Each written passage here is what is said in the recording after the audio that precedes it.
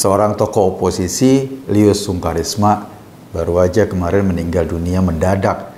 Kabarnya terkena serangan jantung. Publik merespon wafatnya Lius itu.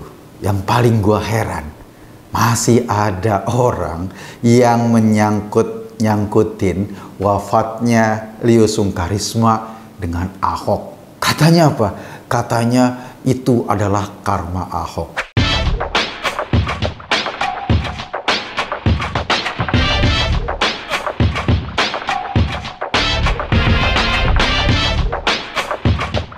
Buat gua, cara berpikir ini amat sangat norak. Iya, Lius adalah seorang oposan. Secara politik, tahun 2014 dia adalah pendukung Pak Jokowi. Tapi entah kenapa, mungkin karena tidak kebagian atau ada pertimbangan-pertimbangan lain, pada tahun 2016-2017, ia memilih tidak mendukung Ahok. Bahkan seringkali mencaci Ahok, memojokkan, sampai kemudian Ahok dipenjara. Ketika dalam pledoi pembelaannya, Ahok sempat ngomong bahwa kasusnya itu ia serahkan kepada Tuhan. Artinya Ahok pasrah pada saat itu. Nah, pledoi itulah yang kemudian diframing oleh para pendukung militannya Pak Ahok, bahwa orang-orang yang dulu pernah berseberangan dengan Ahok atau dulu pernah mendorong-dorong Ahok masuk penjara, lalu sekarang kena musibah, katanya itu akibat karma Ahok. Cara berpikir seperti ini terus-menerus berulang-ulang terjadi. Gua ngelihat sebetulnya nggak ada hubungannya. Bukan cuma Lius kan. Iya, dari sisi oposisi ada yang meninggal. Misalnya Lius, Tengku Zulkarnain, Maher Tulaibi, dan lain-lain. Tapi mereka semua meninggal ya meninggal. Nggak ada hubungannya sama Ahok. Ini sama kayak misalnya pendukung Jokowi yang juga kena musibah. Disangkut-sangkutin bahwa ini akibat mubahalahnya Rizik. Sama sekali nggak ada. Lo tahu nggak? Dua cara berpikir ini sebetulnya menganut dasar yang sama, menganut konsep yang sama. Kalaupun berbeda orang, berbeda jalur, tapi dua-duanya sama pekoknya. Bahwa ada yang meninggal, ada yang kena musibah, dan lain-lain itu, iya, bukan cuma di orang yang dulu dukung Ahok. Yang membenci Ahok juga ada kok yang meninggal atau kena musibah. Sebaliknya, yang mendukung Rizik atau membenci Rizik juga ada. Dua-duanya ini nggak ada hubungannya dengan karma Ahok, nggak ada hubungannya dengan mubahalah Rizik. Jadi, gue ingin bilang begini. Ada orang meninggal, ada orang kesusahan, ada orang yang memang Tuhan sudah gariskan usianya di situ. Kita cukup melihat itu sebagai sebuah fenomena kehidupan. Lius berbeda sama kita ketika ia masih hidup, ketika ia masih beraktivitas mengeluarkan pendapat-pendapat politiknya. Tetapi ketika dia sudah meninggal, sudah mengakhiri masa hidupnya, sudah kembali kepada Tuhan yang diyakininya, dia bukan lagi menjadi orang yang berbeda dengan kita. Sebab kita ujung-ujungnya juga akan sama kayak Lius, menjumpai Tuhan kita ketika menuntaskan seluruh kehidupan kita. Gua selalu sedih kalau kebencian kita atau perbedaan kita dibawa-bawa sampai titik yang paling puncak.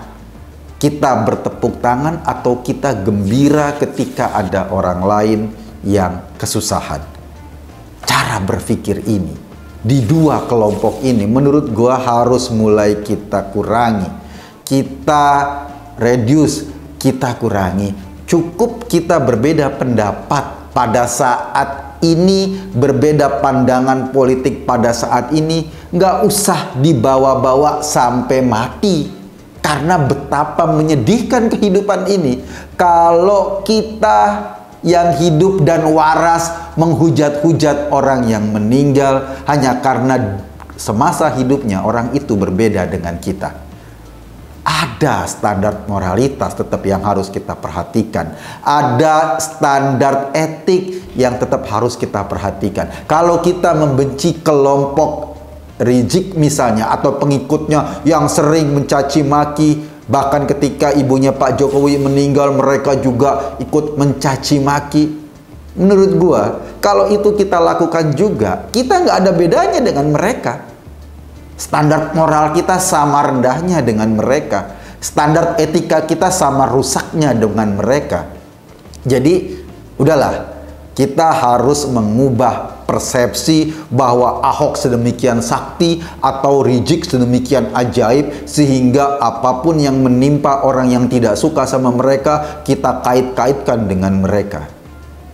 Mungkin saja bahwa apa yang kita lakukan berdampak, tetapi jangan juga kita kait-kaitkan terlalu jauh sampai ke titik itu, sehingga seolah-olah ini ada malaikat, ini ada setan, ini ada Habib, ini ada pembencinya.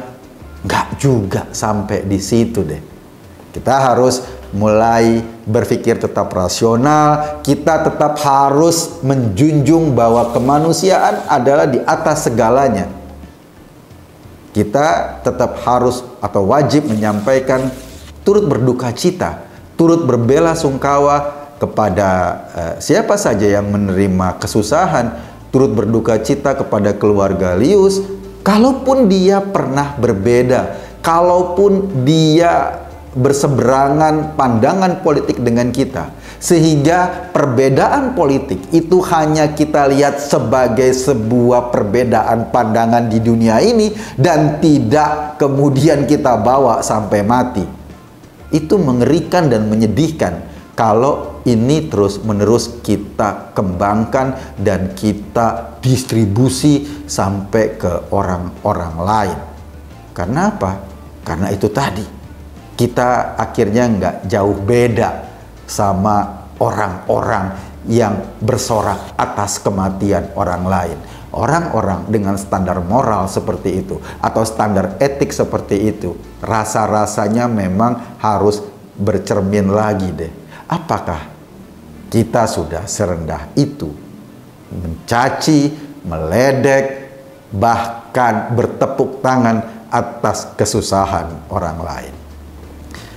Kita mengucapkan turut berduka cita, kita mengucapkan turut berbela sungkawa kepada keluarga Leo Sungkarisma, bahwa perbedaan pendapat ini adalah hal biasa dalam politik. Tidak harus kita bawa-bawa sampai mati. Ini bukan urusan surga dan neraka, ini cuma urusan kecil, perbedaan pandangan politik belaka. Gue Eko Kuntadi di acara Masuk Pak Eko. Terima kasih.